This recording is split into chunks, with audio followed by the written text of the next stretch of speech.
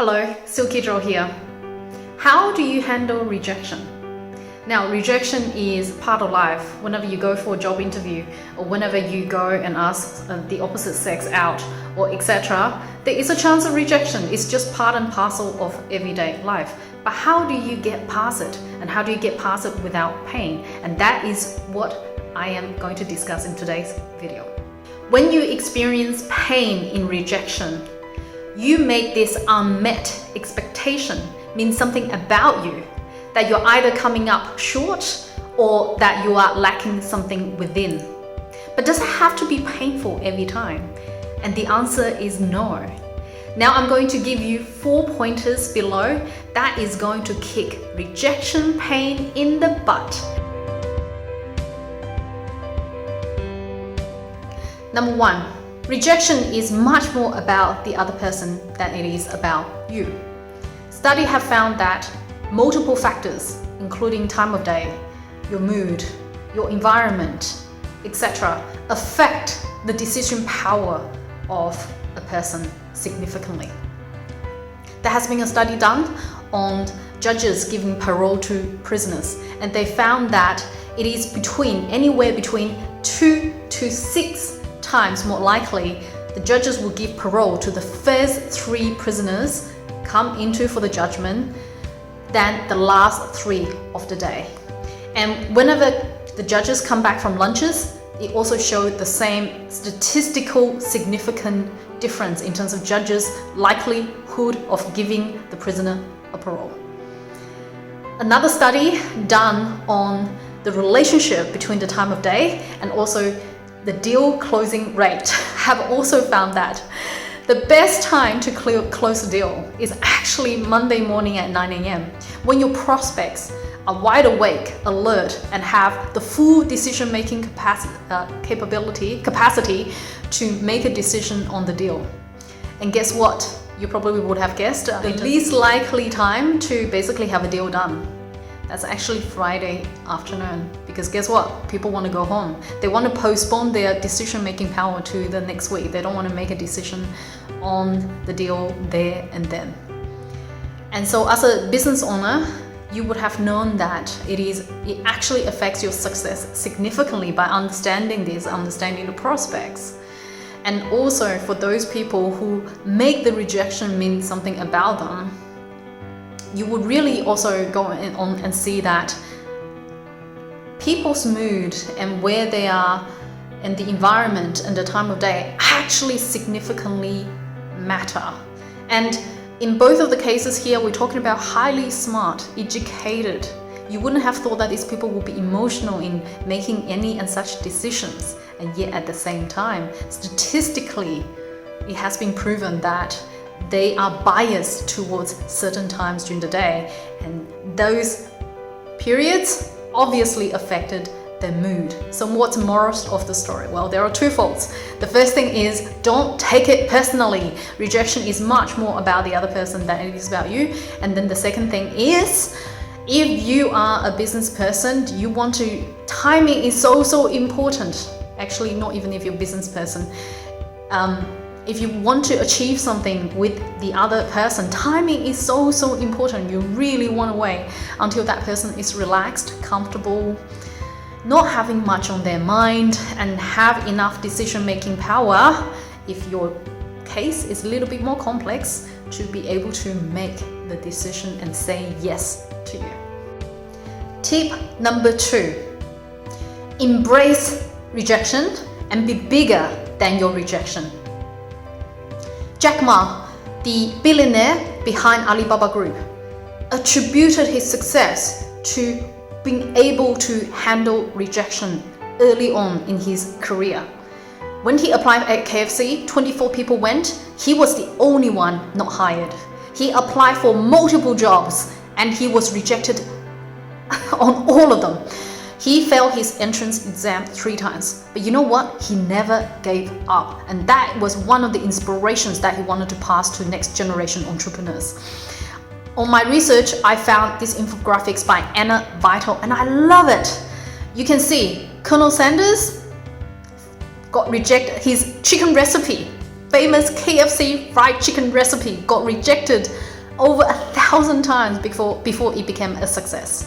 Sylvester Stallone, the Rocky movie, over the period of years, he was rejected over 1,500 times before he finally became the lead role and have his script accepted to be played for the big movie theaters, turning him into a star. And during that period, he was going through some of the lowest period of his life. If you listen to all of this story, you will know that there's a theme here.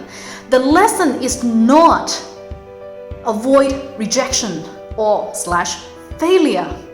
The point here is to be bigger than the rejection or the / failure and fail forward and keep going and don't give up. When you can normalize rejection and failing, you will be able to turn this as a stepping stone to your success, and you will become unstoppable. One of my favorite TED Talks, especially for entrepreneurs, is by Jennifer Cohen on how to normalize failing forward. Just have a listen to her TED Talk. I'll put a description in the link below. Another resource I recommend is called the Rejection Experiment by Jia Jiang. I will also put his TED Talk in the description below. Number 3, I love this one. No one can reject you. Only you can reject yourself. Let me explain by giving you examples. Let's say someone comes to you and say, hey, look at the pink sky. You'd be like, pink sky? What? There's no pink sky? The sky's blue? You must be crazy. You wouldn't even think twice that the person is crazy, and you wouldn't even take things personally. You just, what are you talking about, and walk away, right? You wouldn't even take it personally. Second example would be if someone comes to you and say, hey, I hate your red hat. And you'd be like, red hat? I'm not wearing a red hat. Anyone here wearing a red hat? No, I guess not. You must be crazy. So you wouldn't even bother with the person. You just also walk away. You see, you don't take offense of the things that you know to be true or to not be true about you. So you only take offense when part of you believes what the person is saying is true about you. And that is why it hurts. It's because this person or the incident of rejection actually revealed to you a part of you that is thinking of yourself as coming up short or lacking in some ways. And some of the most fundamental beliefs are, I'm not good enough, I'm not worthy, I'm not lovable, I'm not capable, I'm not perfect, etc.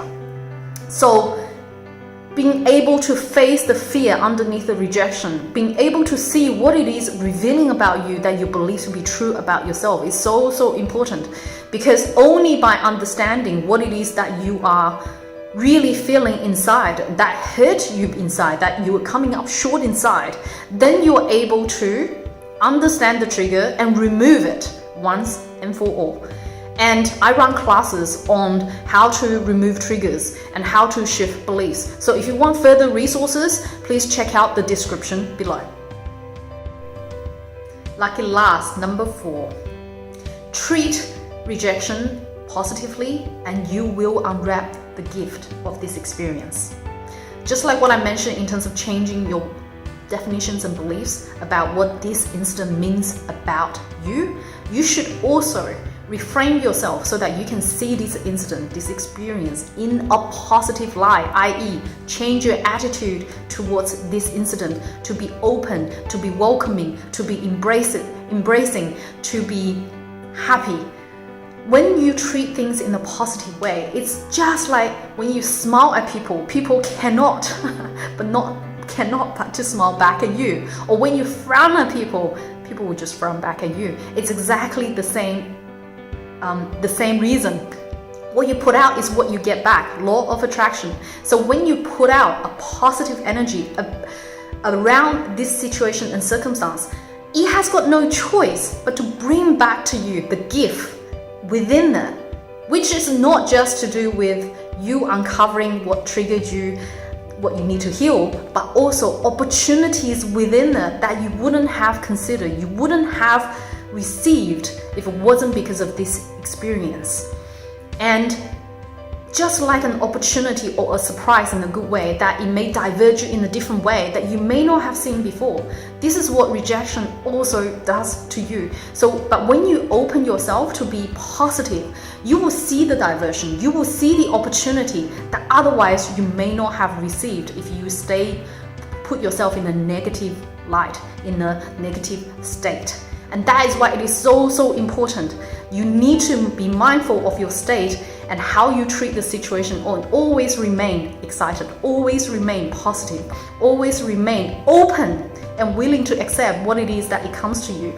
And if you were to do that, the opportunity and the result has got no chance but to reflect back to you something positive out of this experience, because it is law.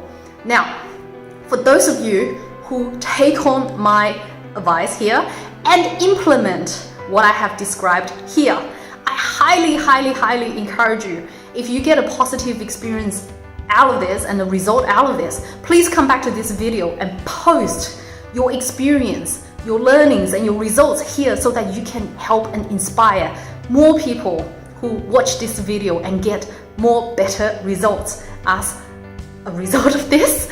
And if you want to support me to light up the world even more, please like, subscribe to my channel. And I want you to see that rejection is simply a test on your journey of life, and to see whether you are willing to fall prey to the negative definitions that you have about this incident and about yourself, or are you willing to be unstoppable and be on top and be bigger than the situation and the circumstance that it unfolds in front of you. If you chose the latter, then you are on your journey to become a bigger, brighter, more successful and unstoppable you. Remember, you are here to shine brightly, not to dim your light. I cannot wait to shine brightly with you on your journey to success and an unstoppable you.